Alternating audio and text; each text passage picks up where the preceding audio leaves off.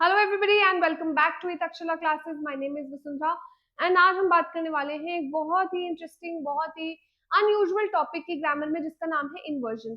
ठीक है, इन्वर्जन आपने टेम्परेचर इन्वर्जन सुना होगा, ज्योग्राफी में पढ़ा भी होगा, बट ग्रामर में व्हाट एक्चुअली इज इन्वर्जन, कहाँ यूज होती है, क्या है, कहाँ पर इसका एप्लीकेशन है, पेपर में आता है या नहीं, सब कुछ आज हम फाइंड करेंगे इस सेशन में।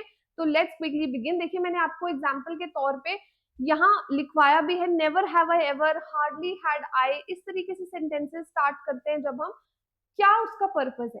ठीक है, तो आज इस सेशन में हम will figure it out completely. तो देखिए, सबसे पहले जिन्हें तो इन्वर्जन में प्रॉब्लम है उनके लिए तो ये वीडियो है ही, बट जिन्हें यही नहीं पता कि इन्वर्जन है क्या, उनको भी आज हम थोड़ा सा हेल्प करने वाले हैं, राइट। तो देखो, इन्वर्जन क्या है। यूजुअली हम जब सेंटेंस बोलते हैं, हम क्या करते हैं, अपने सब्जेक्ट को आगे रखते हैं और हेल्पिंग वर्ब को या वर्ब को उसके बाद यूज करते हैं। ऐसा ही बोलते हैं ना, आई डू दिस, देखिए, ही डज दिस, इस तरीके से यूज करते हैं। सवाल पूछते टाइम हम क्या करते हैं, अपने सब्जेक्ट को पीछे कर देते हैं, हेल्पिंग वर्ब को आगे। जैसे are you hungry, right, am I joking, this is a question, because we are putting question mark also at the end. But sometimes हम उसको रख तो स्टेटमेंट की तरह ही रहे हैं, यानी रख फुल स्टॉप ही रहे हैं पीछे, लेकिन हम क्या करते हैं, हम सब्जेक्ट को और वर्ब को इंटरचेंज कर देते हैं। सब्जेक्ट रहता है पीछे और वर्ब रहता है उसके आगे। ठीक है, उसको हम इन्वर्जन कहते हैं। अब इन्वर्जन क्या है, आइए फटाफट से बात करते हैं। Inversion is nothing but exchanging the subject and verb with each other. That's what we talked about. It looks like a question but it isn't, right? It looks like a question but it is not. So what is it? क्यों use करी जाती है inversion? सबसे पहले तो emphasis create करने के लिए। जैसे अगर मैं आपको बोलूं, never has he talked to anyone politely, उसने आज तक बात नहीं, अगर मैं ऐसा बोलूंगी he has never talk to anyone politely, तो ये भी सही है, उसने आज तक कभी किसी से पोलाइटली बात नहीं करी। लेकिन जब मैं बोल रही हूँ ना नेवर हैज ही, तो क्या हिंदी में बनता है इसका अनुवाद की कभी उसने किसी से पोलाइटली बात नहीं करी। It creates more emphasis, it creates more formal tone, so also it makes the statement sound more striking, कि ज्यादा दबाव पड़ता है आपकी बात पे जब आप उल्टा करके बोलते हो। ठीक है, ये तो आपने हिंदी भाषा में भी नोटिस करा ही होगा। कितने टाइप की इन्वर्जन है? दो टाइप की इन्वर्जन है, पार्शियल और कंप्लीट। अब ये आपसे टाइप्स कोई नहीं पूछेगा, ना कभी ने किसी ने पूछी है, बट जैसे आपको पता होनी चाहिए क्या है, और इसके एग्जाम्पल देखते हैं। तो देखिए, जब सब्जेक्ट और मेन वर्ब के पहले एक हेल्पिंग वर्ब भी हो तो वो है पार्शियल इन्वर्जन। देखिए, जैसे hardly does she help me, this is our main verb, this is our subject and this is a helping verb. कुछ इस तरीके से सेंटेंस होना चाहिए कि शी हार्डली हेल्प्स मी, लेकिन इन्वर्जन में वो क्या बन गया, hardly does she help me, मुश्किल से वो मेरी मदद करती है। और सीधा सीधा सेंटेंस होता तो क्या होता, शी हार्डली हेल्प्स मी, यानी वो मुश्किल से, वो मेरी मदद मुश्किल से करती है। लेकिन जब इन्वर्टेड फॉर्म में बोल रहे हैं तो ज्यादा इफेक्ट डालने के लिए क्या बोलेंगे, मुश्किल से तो मेरी हेल्प करती है वो। ठीक है, दैट इज इन्वर्जन। इसका दूसरा टाइप है कंप्लीट इन्वर्जन, जिसमें सब्जेक्ट और मेन वर्ब बस, there is no helping verb. जैसे वो जा रही है गाड़ी, हिंदी में नॉर्मल भाषा में क्या बोलेंगे, गाड़ी वो जा रही है, लेकिन ज्यादा इफेक्ट डालने के लिए, ज्यादा बेहतरीन बनाने के लिए हम क्या बोलेंगे, वो जा रही है गाड़ी, है ना। वो जा रही है सब आगे आ गया और सब्जेक्ट पीछे रह गया, नहीं, गाड़ी पीछे रह गई जिसके बारे में बात हो रही है। तो ये वहां पे भी यही हुआ, there goes the car, this is the subject and this is the main verb, right? So nobody is going to ask you the types or anything, but you should know. Now, how do we use inversion? कहाँ कहाँ किस किस प्रकार के sentences में do we apply inversion? So we are going to find in this aspect the applications of inversion. सबसे पहले negative words और negative adverbs के साथ देखिए। जैसे अब ये तो हमें पता चल गया inversion में करना क्या है, उल्टा करना है, right? Never have I seen such a beautiful building.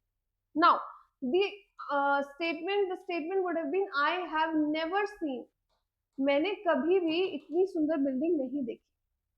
ठीक है, लेकिन जब मैं इन्वर्टेड फॉर्म में बोलूंगी किसी भी नेगेटिव वर्ड के साथ, नेवर एक नेगेटिव वर्ड है, तो मैं क्या बोलूंगी, कभी मैंने इतनी सुंदर बिल्डिंग नहीं देखी। ठीक है, तो अब मेरा जो टोन है, जो मेरा स्टेटमेंट है, वो ज्यादा स्ट्राइकिंग लग रहा है। नेक्स्ट इज व्हेन नॉट के साथ हम प्रेपोजिशन लगाते हैं, right? Not for a second did I think before spending the money. अब मैं इसको सीधा सीधा क्या बोलती कि I did not think for a second before spending the money, मैंने ना पैसे खर्चने से पहले एक बार भी नहीं सोचा। लेकिन जब इन्वर्टेड फॉर्म में बोलूंगी नॉट विद प्रेपोजिशन तो क्या बनेगा, एक बार भी मैंने पैसे खर्च करने से पहले नहीं सोचा, not for a second, right. So not along with for is also an example of how inversion is manifested, right? next is preposition के बाद no अगर लग रहा है, ठीक है, जैसे under no circumstances will the company be liable for your expenses। Normal क्या होता है ये, the company will not be liable for your expenses under any circumstances, ये होता सीधा सेंटेंस कि कंपनी किसी भी हालात के अंदर तुम्हारे एक्सपेंसेस के लिए लायबल नहीं है, जिम्मेदार नहीं है। लेकिन उल्टा करते हमने क्या बोला कि किसी भी सर्कमस्टांस के अंदर, अब हमने नेगेटिविटी पहले डाल दी, ये नहीं होगा आगे आगे सो एंड सो, ठीक है। अब आप देखो सब कुछ उल्टा है इसमें, that is preposition plus no. No sooner हमने बहुत बार किया हुआ है, कंडीशनल सेंटेंस में भी किया हुआ है। नो सूनर वाले सेंटेंस क्या कहते हैं कि नो सूनर के बाद आता है हमेशा डिड। अगर हैड लगाना चाहते हो तो यहाँ फिर V3 लगानी पड़ेगी, और डिड लगा रहे हो तो डिड के साथ वर्ब का कौन सा फॉर्म लगता है, फर्स्ट, ठीक है। अब जो भी कहो, ये एक क्लॉज है, it started raining, independent clause है। क्यों, इट स्टार्टेड रेनिंग, बारिश होने लग गई का अपने में कुछ मतलब है, कुछ अर्थ है कि भाई बारिश हो रही है। लेकिन इसको ना no sooner did I step out then, इसको इसकी जरूरत है कंप्लीट होने के लिए, अकेले में इसका कोई मीनिंग नहीं है। ये क्या है, डिपेंडेंट क्लॉज। हमें सिर्फ पैटर्न याद रखना है, no sooner did subject V1, no sooner का कीवर्ड है देन, THAN वाला, नो सूनर के साथ देन हमेशा लगेगा। ऐसा मैंने किया ही था कि क्या हो गया, बारिश हो गई, अभी मैंने पैर रखा ही था कि बारिश हो गई। नो सूनर के बाद अगर आपको किसी और इन्वर्जन के वर्ड्स का एग्जाम्पल याद रखना पड़ेगा तो है नॉट ओनली बट ऑल्सो, ठीक है। उसके बाद भी हमेशा उल्टा लिखा जाता है, not only did we eat, ना सिर्फ हमने खाया, but also had a soulful conversation, ना सिर्फ हमने खाया बल्कि हमने एक बहुत अच्छी कॉन्वर्जेशन भी करी। तो नॉट ओनली के बाद भी इन्वर्जन, बट ऑल्सो तो सीधा सीधा आप लिख सकते हो, ठीक है। नॉट ओनली के बाद क्या आता है, इन्वर्जन। तो आप जितने भी अभी तक हम देखते आए हैं टाइप्स, वो आपने जो है वो ध्यान से करनी है। सच से भी शुरू होती है प्रेपोजिशन, जैसे सच वर हिज वर्ड्स, ऐसे तो उसके शब्द थे, ठीक है। तो देखो सच के बाद हमने क्या लगा दिया, एक्सक्लेमेशन मार्क, तो ये हमारा क्या हो गया, इन्वर्जन, राइट। ऐसा नहीं है कि आपने सारी टाइप्स याद रखनी है, बिल्कुल भी नहीं, आपने बस टाइप्स ऑफ सेंटेंसेस में दिखा रही हूँ आपको कैसे कैसे आ सकते हैं, और आपको पता होना चाहिए इन्वर्जन है क्या। ऐसा नहीं है कि ये टाइप्स आपको लर्न करनी है, कोई आपसे टाइप्स पूछेगा, राइट। कंडीशनल सेंटेंसेस में इन्वर्जन यूज होती है, पता होगा आपको। अगर एक तरीका है कंडीशनल सेंटेंस लिखने का, जैसे were I a bird I would fly away, ये है हमारा इंडिपेंडेंट क्लॉज, क्योंकि आई वुड फ्लाई अवे का अपने में मतलब है, और वर आई अ बर्ड का अपने में कोई मतलब नहीं है। वर आई अ बर्ड बिल्कुल सही है, क्योंकि ये पता है कैसे लिखा हुआ है, ऐसा भी लिखते हैं हम, if I were a bird, इसको हमने उल्टा करके ऐसा लिख दिया, इन्वर्ट करके। तो ये मत सोचो कि ये गलत लिखा हुआ है, ग्रामेटिकली ये सही है, because this is inverted form of if I were. Similarly, had I known your intentions I would have cut all the ties, अगर मुझे तुम्हारे इंटेंशंस पता होते मैंने सारे रिश्ते खत्म कर दिए होते। ये है हमारा इंडिपेंडेंट क्लॉज, अकेला I would have cut all the ties, ये अपने में स्टैंड कर सकता है। had I known your intentions, अगर मुझे तुम्हारे इरादे पता होते, खाली इसका कोई मतलब नहीं है, तो क्या बात इनकम्प्लीट है। और had I known से सेंटेंस स्टार्ट हो सकता है, बिल्कुल हो सकता है, क्योंकि किस तरीके का किसका फॉर्म है, ये ट्रांसफॉर्मेशन है, ये if I had known, if I had known your intentions, तो इसका किस वे में लिखा हुआ है, हैड आई नोन के वे में लिखा हुआ है, and that is the correct answer, right. So next हम देखते हैं कि इन्वर्जन पे प्रीवियस क्वेश्चंस किस तरीके से आए, ठीक है, कुछ ज्यादा नहीं है, एक दो है। चलिए, no sooner had he return, अब देखिए नो सूनर से सेंटेंस स्टार्ट हो रहा है, अभी मैंने आपको चीज बताई, नो सूनर का कीवर्ड है देन, तो देन से कौन सा हमारे पास आंसर है ये, हमें कोई मतलब नहीं क्या लिखा है क्या नहीं।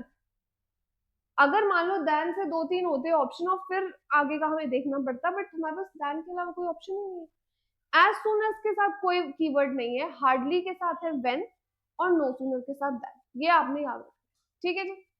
नेक्स्ट देखिए, hardly I had fallen asleep when the bell rang। अब हार्डली का व्हेन तो बिल्कुल सही लगा हुआ है, हार्डली के साथ लेकिन लगती है इन्वर्जन, ये देखिए 2015 में आया हुआ है ये, आई हैड की जगह क्या होना चाहिए, had I.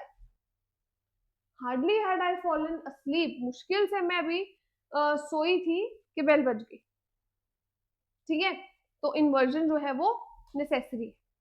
Never I have seen such a bread taking scenery, series 2014 में आया हुआ। अभी हमने क्या बात करी कि नेवर से शुरू होने वाला या नेगेटिव एडवर्ब से शुरू होने वाला इन्वर्जन फॉर्म में लिखा जाता है, तो नेवर आई हैव नहीं, नेवर हैव आई।